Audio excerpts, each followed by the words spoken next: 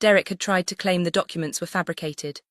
But when the auditors cross-referenced everything with actual company records, his lies fell apart. 2 weeks after I left Arcadia, I got another email from Gloria. Investigation has concluded. Derek Vaughan has been terminated for cause. The company is reviewing potential legal action for financial fraud. On behalf of Arcadia, I want to apologize for the environment you experienced. You deserved better. If you're ever interested in returning, we'd love to discuss it. I stared at that email for a long time, an apology, an admission that I'd been right. And an offer to come back. I deleted it. Some bridges aren't meant to be rebuilt. The first day at Meridian, actually, that was a lie. My real first day at Meridian had been 3 weeks ago, but this felt like the first day that really mattered, the day after Derek's termination, when I knew for certain that chapter of my life was completely closed. I walked into Meridian's headquarters at 7:30 a.m., carrying coffee and a sense of purpose I hadn't felt in years. My office was on the 15th floor, with windows overlooking the city. It was 3 times the size of my old cubicle. My name was on the door, Melissa Chen, VP of Strategic Operations. I stood there for a moment, just looking at it. I'd earned this. Inside, Patricia had left a welcome basket, fancy coffee, nice pens, and a note that said, "Build something amazing." I intended to. My calendar was already full. Morning meeting with the executive team. Lunch with my direct reports. Afternoon session with the IT department to discuss system integrations. I wasn't nervous. I was ready. The executive meeting started at 9 a.m. I walked into a room full of C-suite leaders, CEO, CFO, COO, CTO, and Patricia as VP of Operations. "Everyone, this is Melissa Chen," Patricia introduced. "She's going to transform how we handle operations. Melissa, tell them your vision." I'd prepared a presentation, but I didn't need it. I spoke from experience. Operations isn't just about efficiency. It's about building systems that empower people to do their best work. It's about creating structures that support growth, not limit it. And it's about valuing the people who keep everything running, because without them, nothing else matters. CEO David Park nodded. "What's your first priority?" "Integration. We have 6 new team members from my previous company and 12 existing members. My first goal is bringing everyone together into one cohesive unit with clear roles, transparent communication, and mutual respect." "How long will that take?" 3 months for full integration, but you'll see results within the first month." David smiled. "I like confidence. Show us what you can do." Rest of the meeting was logistics, budget approvals, resource allocation, timeline discussions. I left feeling energized. Lunch with my team was even better. All 18 of them gathered in the large conference room. Pizza had been ordered. I looked around at their faces, some familiar, some new, all interested in what came next. "Not going to give you a big speech," I started. "But I want you to know this: I've worked in places where people aren't valued, where credit is stolen and contributions are dismissed. That's not happening here. This team operates on 3 principles: respect, transparency, and recognition. Everyone's work matters. Everyone's voice matters, and everyone gets credit for what they actually do." Sarah raised her hand. "What if we disagree with a decision?" "Then you tell me. I'd rather have honest disagreement than fake agreement. If something isn't working, we fix it together." Marcus asked, "What does success look like for this division?" "Success means everyone on this team feels valued, our clients are consistently satisfied, and we're improving our systems every quarter. Not perfection, progress." The next hour we talked through structure, expectations, and goals.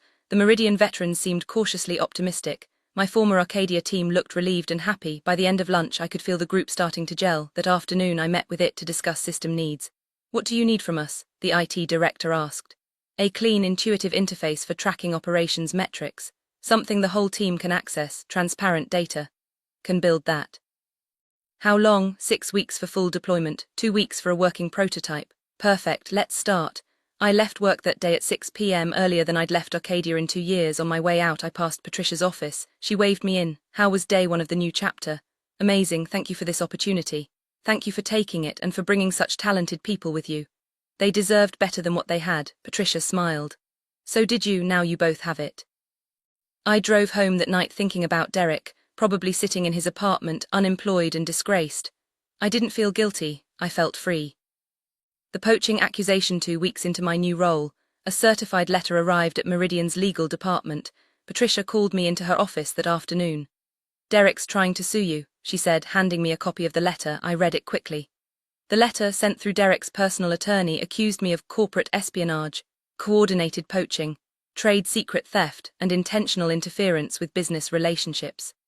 I heard through connections that Derek's replacement, An interim operations director was struggling to keep existing clients happy, let alone attract new ones. The systems I'd built were breaking down. The relationships I'd nurtured were dissolving. The efficiency I'd created was gone. Arcadia was learning, slowly and expensively, exactly what they'd lost when they let Derek drive us all away. One afternoon I got a call from an unknown number. "Hello, Melissa, it's Richard Thornton from Arcadia." I paused. "The CEO himself, Mr. Thornton, what can I do for you? I'm calling to apologize personally.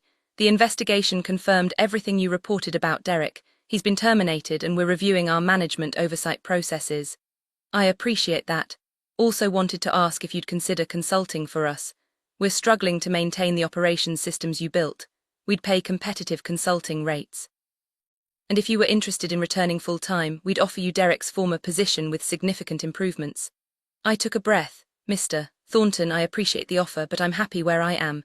Meridian values my work, respects my team, and gives me the authority to build things the right way. I don't have any interest in returning to Arcadia." "I understand, but if you ever reconsider..." "I won't, but thank you for calling." I hung up feeling oddly calm. A year ago, an offer like that would have felt like vindication. Now it just felt unnecessary.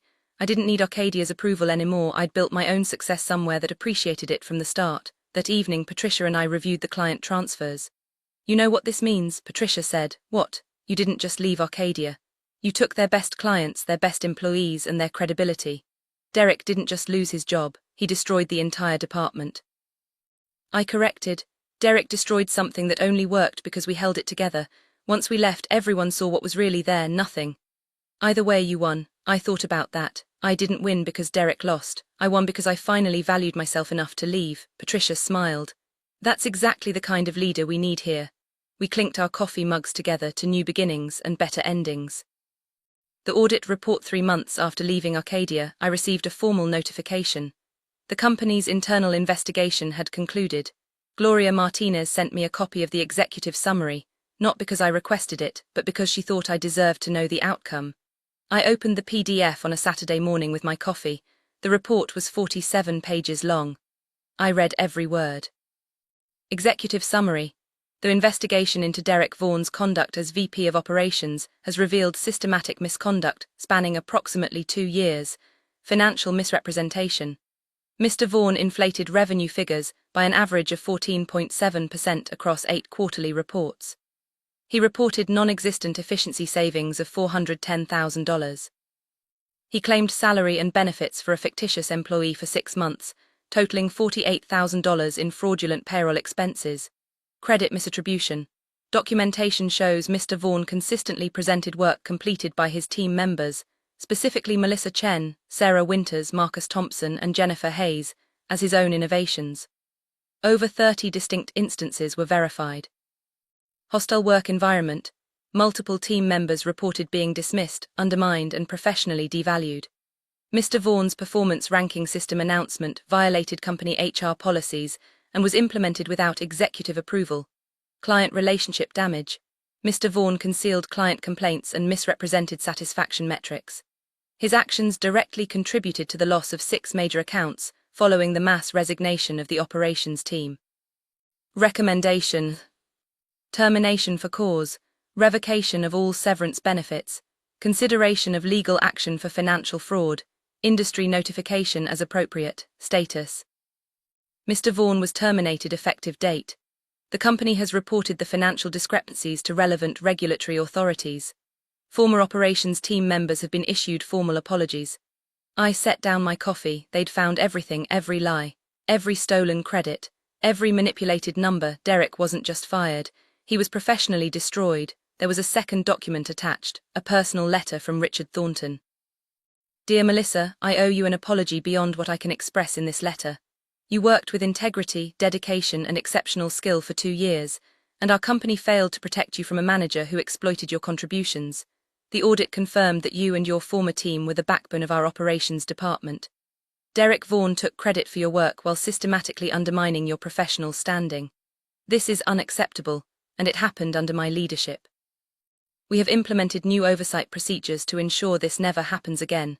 We are rebuilding our operations division with a focus on transparency and accountability.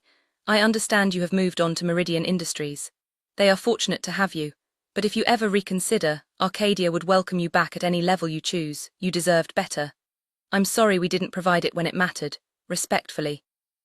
Richard Thornton, CEO, Arcadia Solutions. I read that letter 3 times. It was sincere, I believed that, but it was also too late. The damage wasn't just Derek's lies. It was the system that enabled him for 2 years while people like me suffered in silence. I forwarded both documents to my team with a simple message. It's official. Everything we reported was confirmed. Derek is gone, we were right. Responses came immediately. Sarah, justice, finally. Marcus, about time. Jennifer, does it feel good? I thought about Jennifer's question, did it feel good? Yes. But not in the way I expected. It didn't feel like revenge or victory. It felt like validation, like the truth mattered, like standing up for yourself wasn't selfish, it was necessary. I wrote back to Jennifer. It feels like closure, and that's enough. I saved the audit report in my personal files, then closed the document. That chapter was done, time to focus on the next one. Derek's desperation. I thought I was done with Derek Vaughan. I was wrong. 4 months after his termination, on a random Tuesday afternoon, Meridian's front desk called my office.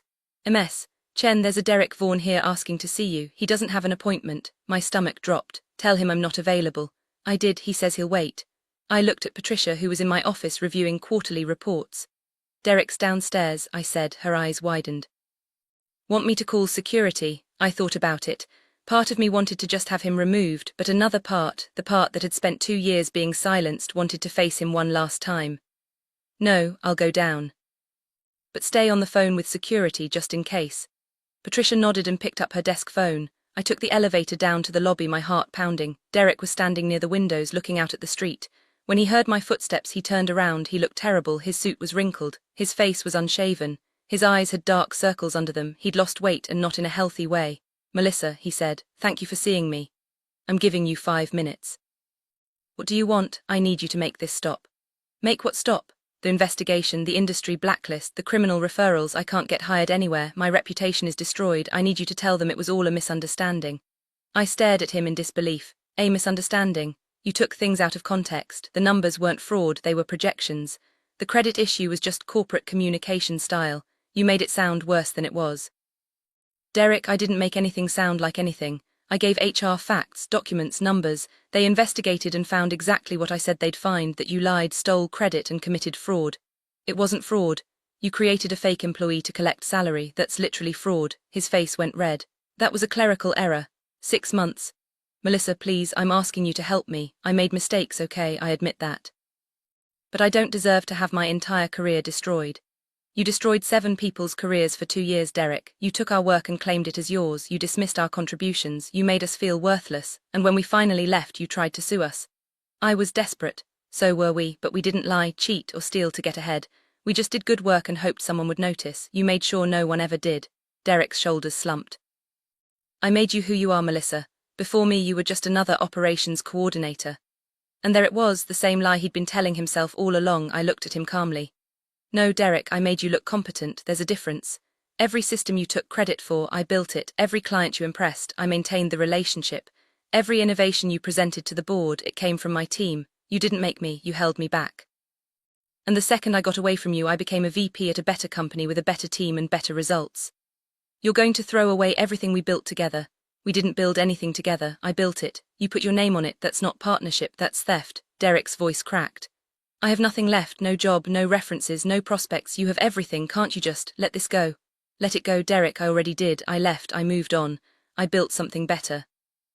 You committed crimes. You lied to executives. You stole money from the company. Those consequences aren't coming from me. They're coming from your own choices. Just tell them you exaggerated, please. I looked at this man who'd stolen 2 years of my professional life, who'd made me doubt my worth, who'd taught me that working hard meant nothing if someone else controlled the narrative, and I felt nothing, no anger, no satisfaction, just emptiness where he used to matter.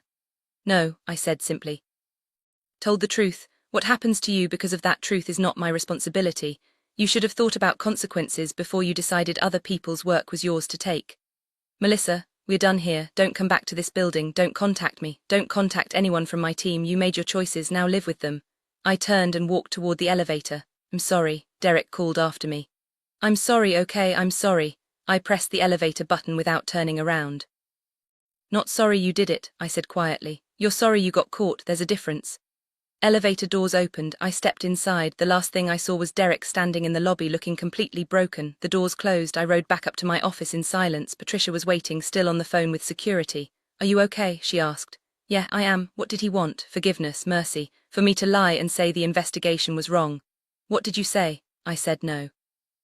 Patricia smiled and hung up with security. "Good, he doesn't deserve your mercy." I sat down at my desk and looked out at the city. Derek Vaughan had come to me broken and desperate, asking me to save him. The old me, the one who'd spent 2 years trying to be a good team player, might have felt guilty. But the new me, the one who'd learned her worth, I felt nothing but relief that I'd escaped. Some people don't deserve second chances, especially when they never gave anyone else a first chance.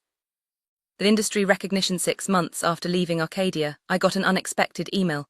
It was from an editor at Operations Quarterly, a major industry publication. "Dear Ms. Chen, we're preparing a feature on emerging leaders reshaping corporate operations culture. Your name came up repeatedly in our research. We'd love to interview you about your approach to team building, operational efficiency, and leadership philosophy. Would you be interested?" I forwarded it to Patricia. "Should I do this?" "Absolutely. This is huge, Melissa. Operations Quarterly reaches every major company in the industry. This is your chance to establish yourself as a thought leader." The interview happened 2 weeks later. The journalist Amanda Reeves met me at a coffee shop downtown. "Tell me your story," she started. "How did you get to where you are?" I told her. Not everything, but enough. I talked about building systems that nobody noticed, about working in environments where credit went to whoever spoke loudest, about learning to value myself enough to leave when I wasn't valued. "A lot of people stay in bad situations," Amanda said. "Why didn't you?" "Because I realized that loyalty to a company means nothing if the company isn't loyal to you. But loyalty to your team, that's everything. When I left, I didn't leave alone. I brought 6 people who deserved better." That's what real leadership looks like, building something where everyone can succeed, not just the person at the top. That's a powerful message. It's an honest message. Too many companies reward people who take credit and punish people who do the work. That needs to change. Article came out 6 weeks later, the headline, "The New Guard, Leaders Reshaping Corporate Culture." My section was titled, "Melissa Chen on Building Teams That Actually Work." They'd quoted me. "I learned that loyalty to a company means nothing if the company isn't loyal to you. But loyalty to your team, that's everything. Credit should go to the person who did the work, not the person who presented it. When people feel valued, they don't just work harder, they work smarter, more creatively, and more collaboratively." The article didn't mention Arcadia or Derek by name, but the context was clear. Within days, the article went viral in professional circles. My LinkedIn exploded with connection requests and messages. People shared the article with comments like, "This is what every manager needs to read," and finally, someone saying what we're all thinking.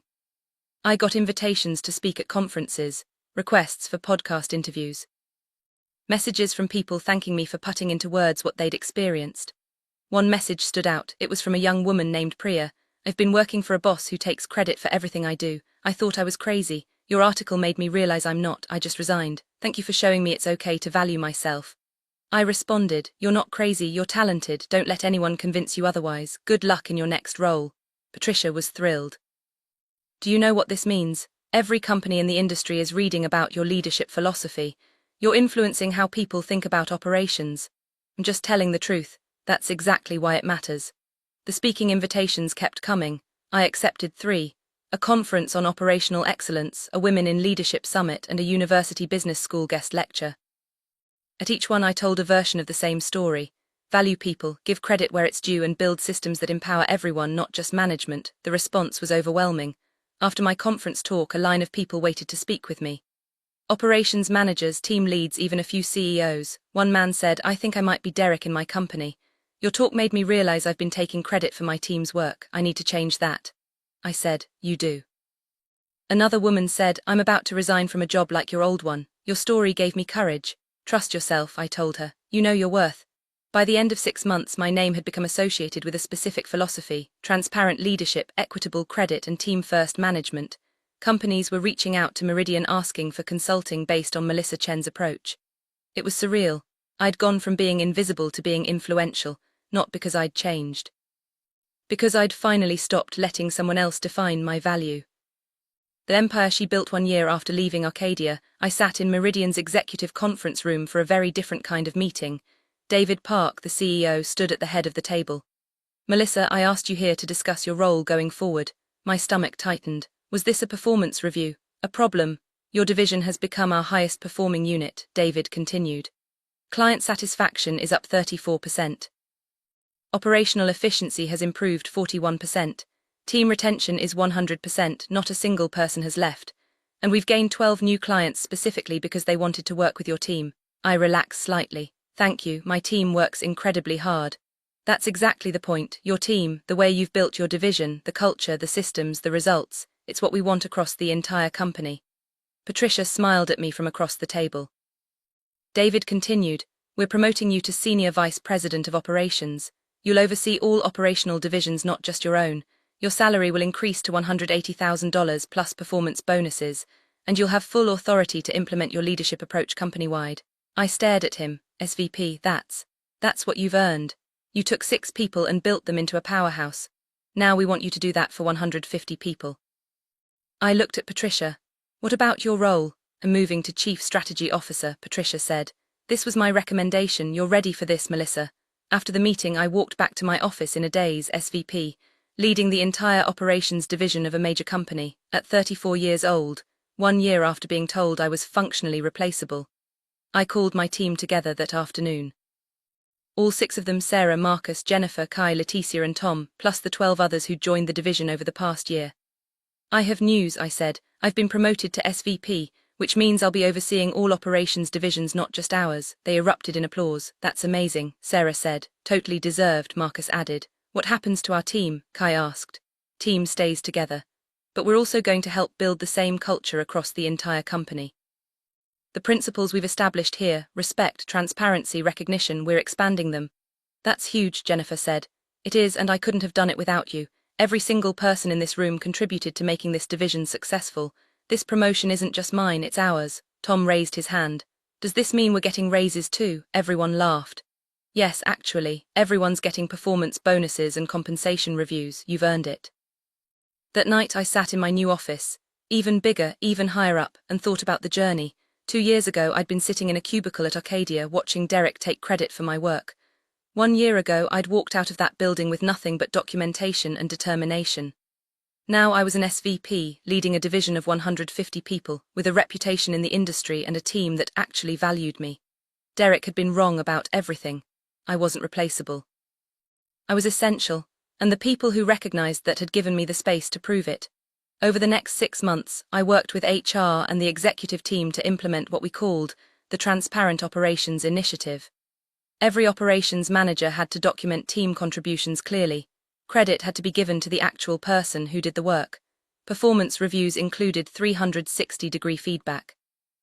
Team members could escalate concerns directly to HR without fear of retaliation. And we instituted a policy that became Meridian's unofficial motto. No one here is replaceable. Everyone here is essential. It was revolutionary for corporate culture, and it worked. Within 6 months, company-wide retention improved. Employee satisfaction scores increased. Productivity went up not because people were working harder, but because they felt valued. Other companies started asking how we did it. I did more speaking engagements, more interviews, more consulting. My approach wasn't complicated. It was just honest. Treat people like they matter, give them credit for their work, and build systems that support everyone, not just leadership. Revolutionary. Maybe, but it should have been common sense. Derek had taught me what bad leadership looked like. Now I was teaching others what good leadership could be, and that felt better than any revenge ever could. The full circle 18 months after leaving Arcadia, I received a LinkedIn message that made me pause. It was from Brenda, my old HR colleague. Melissa, I don't know if you'll remember me, but I need to tell you something. Arcadia has completely restructured after what happened with Derek. Richard Thornton stepped down as CEO. The new CEO is implementing a people-first operations approach based on, and I'm not kidding, articles about you and interviews you've done. They're literally trying to copy what you built at Meridian, and they want to offer you a position. Chief Operations Officer, full executive authority, transformational mandate. The salary is $250,000. I know you probably won't be interested, but I thought you should know. They finally understand what they lost. Brenda, I read the message 3 times, COO of Arcadia, full executive authority, everything I'd ever wanted when I worked there. I sat with the message for a full day before responding. Finally, I wrote back. Hi Brenda, I remember you, thank you for reaching out. I appreciate that Arcadia is trying to improve its culture. That matters. But I'm exactly where I belong, with people who valued me before I had to prove I was irreplaceable. I built something at Meridian that I'm proud of, with a team that respects each other and leadership that supports us. That's worth more than any title or salary. I hope Arcadia finds the right person to lead their transformation. But it's not me. I wish everyone there the best. Melissa, I sent the message and closed my laptop. Patricia called 5 minutes later. Arcadia really just offer you coup. How did you know? Brenda called me to ask if we'd matched their offer. And I told her we can't match $250,000 right now, but I also told her I didn't think you'd take it. You were right. That's life-changing money, Melissa. I looked around my office. At the photos on my wall, my team at our division celebration, the award we'd won for operational excellence, the handwritten thank you notes from clients who appreciated our work. Because I already changed my life, I said. When I left Arcadia, I learned something important. Success isn't about titles or money. It's about building something you're proud of with people you respect. I have that here. Why would I give it up to go back to a place that only values me now because I succeeded somewhere else? Patricia was quiet for a moment. Absolutely right, but you know what? We're giving you a raise anyway. $200,000 effective immediately. Not because we're matching anyone, because you've earned it. Argue. You've tripled our operational efficiency, brought in $15 million in new business, and built a culture that's become our competitive advantage. You're worth it. That evening I called a team meeting, all 18 of my direct reports gathered in the conference room. I got offered a job today. I started Chief Operations Officer at my old company, $250,000 a year, full executive control. Room went silent. Are you leaving? Sarah asked quietly. No, I turned it down. Relief flooded the room. Why? Marcus asked. That's a huge opportunity. Because opportunities aren't just about money or titles. They're about where you can do your best work with people who value you. I can do that here, I couldn't do that there. Even for $250,000, Kai asked. Even for $250,000, some things are worth more than money: respect, trust, knowing that your contributions matter. I have that here, I didn't have it there, and no amount of money changes that. Jennifer wiped her eyes. Thank you for staying. Thank you for being a team worth staying for. After the meeting ended, I stayed in the conference room alone for a while. I thought about Derek, probably still struggling to find work. I thought about Arcadia, trying to rebuild what they'd destroyed. I thought about myself 2 years ago, sitting in that glass conference room being told I was replaceable. That version of me would have jumped at the COO offer. Would have seen it as validation. As proof that she'd won, but this version of me knew something better. Winning wasn't going back to a place that finally recognized my worth. Winning was building a place where my worth was never questioned. I walked out of the conference room and headed home. Tomorrow, I'd come back to my office, to my team, to work that mattered, not because I'd proven something to Derek or Arcadia, but because I'd proven something to myself. I wasn't replaceable, none of us were. And any company that treated people like they were disposable deserved exactly what they got: empty desks, lost clients, and the painful realization that talent doesn't wait around to be appreciated. It finds places where appreciation already exists. I'd found mine, and I was never letting it go.